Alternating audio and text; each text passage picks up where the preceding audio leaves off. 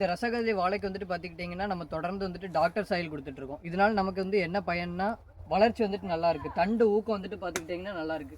இந்த doctor soil நம்ம தொடர்ந்து குடுத்துட்டே வரதுனால, நமக்கு என்னென்ன பிரச்சனைகள் தவிர்க்கலான்னா, வேர் அழுகல், தண்டழுகல், குருத்தழுகல், வேர் முடிச்சு இதெல்லாம் வந்து தவிர்க்கலாம்.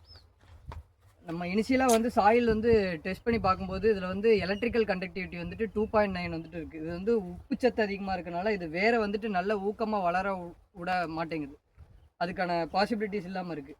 நம்ம வந்து டாக்டர் சாயில் கொடுக்குறதுனால வந்துட்டு இது நல்லா வளர்ந்து வந்திருக்கு. ஒரு 2 மாதமாக வந்து மழையில் இருந்தனால கொஞ்சம் உட்காந்துருந்தேன். நம்ம தொடர்ந்து கொடுத்துட்டே வரதுனால வளர்ச்சி வந்துட்டு நல்லா இருக்குது. இந்த பேரட் க்ரீன் அதாவது கிளிப்பச்சை சைனிங் வந்துட்டு வந்திருக்கு பார்த்தீங்கன்னா, இது வந்து நமக்கு எதுக்குன்னா ஃபோட்டோசிந்தசிஸ் அதாவது சூரிய ஒளிர்ச்சேர்க்கை வந்துட்டு நல்லா நடக்குது. இதனால நமக்கு சுக்ரோஸ் கண்டென்ட் அதிகமாகி அது வேறு வரைக்கும் போய் நமக்கு வந்து அது உரமாக கன்வெர்ட் பண்ணி வளர்ச்சி வந்துட்டு நல்லாக்குது.